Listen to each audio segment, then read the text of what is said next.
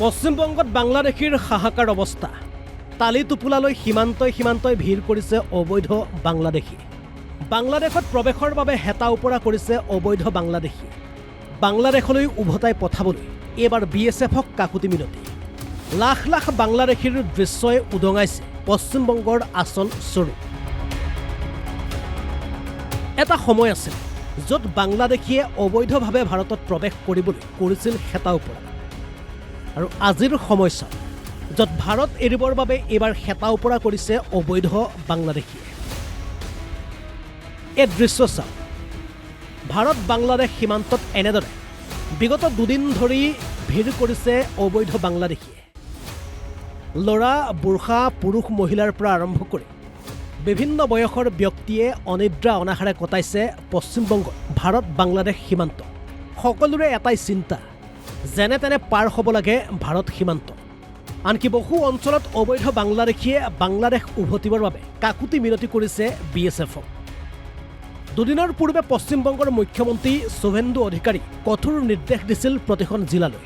প্ৰতিখন জিলাত detention camp নিৰ্মাণৰ বাবে দিছিল নিৰ্দেশ। DDD ফৰ্মুলাৰ জৰিয়তে অবৈধ বাংলাদেশীৰ বিৰুদ্ধে ডিটেক্ট, ডিলিট আৰু ডিপৰ্টৰ নিৰ্দেশ দিছিল শুভেন্দু চৰকাৰে। আৰু শুভেন্দু চৰকাৰৰ এই কঠোৰ নিৰ্দেশৰ পাছতে বাংলাদেশলৈ উভতিবলৈ এতিয়া হেতা ওপৰা কৰিছে এইসকল অবৈধ বাংলাদেশীয়ে। इधर बहुत झमेला चल रहा है, वही लिए चल जा रहे हैं। झमेला चल रहा है मतलब कैसा? और सब कोई को रहने नहीं दे रहा है, हम लोग को काम धाम नहीं मिल रहा है, हम लोग चल जा रहे हैं। हम लोग बंगाल का है, नहीं बांग्लादेश से आए थे, हो गया 2-3 साल हो गया। वही हम लोग को दूसरा आदमी लेके आया था, यहाँ ला के उधर रख दिया है। तो बोलते अब तुम अपना काम धाम करेगा। यहाँ हम लोग हावड़ा জেলা। দাদা আমি একটা কথা বলবো, আমি বাংলাদেশ থেকে এসেছি। আমার মানে আইডি কার্ড সবই আছে। আমি এসেছিলাম এখানে মানে বন্ধু বান্ধবের মানে একটা চাকরির জন্য বন্ধু বান্ধবের সাথে। পরে আমি চাকরি পাই না, এখন আমি দেশে ফিরতে চাই। না এখানে কিছু সুবিধা হচ্ছে না। আমি ভুলবশত এখানে এসে পড়ছি বন্ধুদের সাথে, এখন আমি যেতে পারছি না, কিভাবে যাব এখন? হঠাৎ করে এখনকার সরকার রাখছে না, তাই চলে হচ্ছে আমাদের। না আমরা এসে ডাইরেক্ট সিলিন্ডার হয়েছে এখানে হোল্ডিং সেন্টার, আমরা ডাইরেক্ট সিলিন্ডার হয়েছে। না আমরা নিজস্ব এসেছিলাম বর্ডার থেকে, ওই বেনাপোল এখানে থাকতাম, এই দমদম এয়ারপোর্ট। না বাড়িওয়ালা কিছু বলেনি আমাকে, আমি আমার মতন চলে যাচ্ছি। ইফালে অবৈধ বাংলাদেশীয়ে সীমান্তত কৰা এই ভিৰৰ দৃশ্য দেখি শুভেন্দু অধিকাৰীয়ে দিলে এবাৰ এই প্ৰতিক্ৰিয়া। ये एग्जिस्टिंग फॉरेनर्स एक्ट है, कोई नया कानून नहीं है। और ये लोग चला जाना चाहिए। और उनका बांग्लादेशी जो नागरिक है उनका लेने का जिम्मेदार तो है उनका। तो जब हम लोग यहाँ से बोल रहा था तब वहाँ से उनका जो स्पोक्स पर्सन है, मैं देखा था सोशल मीडिया में और यूट्यूब में आया, जो उन्होंने बताया जो बांग्लादेशी है वो तो हम लोग ले लेगा। तो ये सब बांग्लादेशी है, इसको ले लेना चाहिए।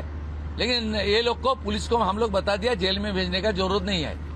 देश के रुपया में खाना खाएगा, कपड़ा देगा, मेडिसिन देगा।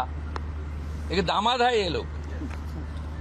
जल्दी जल्दी भागो, जल्दी जल्दी भागो, नहीं तो जो करना है सरकार करेगा। না না আমি হাকিমপুর সম্পর্কে জানি না, আমি মিডিয়াতে দেখছিলাম।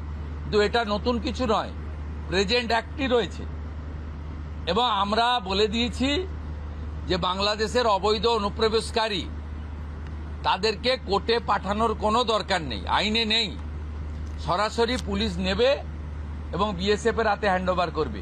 BSF এর যা ভারত সরকার বাংলাদেশ সরকারের সঙ্গে আছে এগ্রিমেন্ট, ওতে বাংলাদেশি প্রুফ করে হ্যান্ডওভার করে দেবে। আমাদের জেলে 3 মাস 6 মাস 2 বছর রেখে আপনার চাল, আপনার ডাল, আপনার তেল, আপনার মাছ, আপনার ডিম, আপনার কাপড়, আপনার মেডিসিন ওদেরকে দেব কেন? এটা তো ভারতীয়দেরই ক্ষতি হচ্ছে, আমাদের রাজ্যেরই ক্ষতি হচ্ছে। সেই জন্য আইনটা এতদিন ছিল ভোট ব্যাংকের স্বার্থে কেউ বা কারা ব্যবহার করেনি। আমরা ভোট ব্যাংকের বাইরে গিয়ে দেশের স্বার্থে, রাজ্যের স্বার্থে এই আইন কার্যকর করছি। এসপি নিশ্চয়ই ডিজিকে পাঠাবেন, ডিজি আমার সঙ্গে পরামর্শ করবেন। আমি হোম মিনিস্টার হিসেবে নিশ্চয়ই, আমার তো আইনের শাসন প্রতিষ্ঠা করার জন্যই আমাকে আপনারা মুখ্যমন্ত্রী করেছেন। তা আইনের শাসনে তামান্নাও আইনের শাসন পাবেন। আমরা তো বলেছি শাসকের আইন চলবে না, আইনের শাসন চলবে। আমরা তো বলেছি স্কুল কলেজ মন্দিরের 1 কিলোমিটারের মধ্যে মদের দোকান লাইসেন্স দেওয়া যাবে না। নিউজ ডেস্ক রিপোর্ট, অসম লাইভ 24।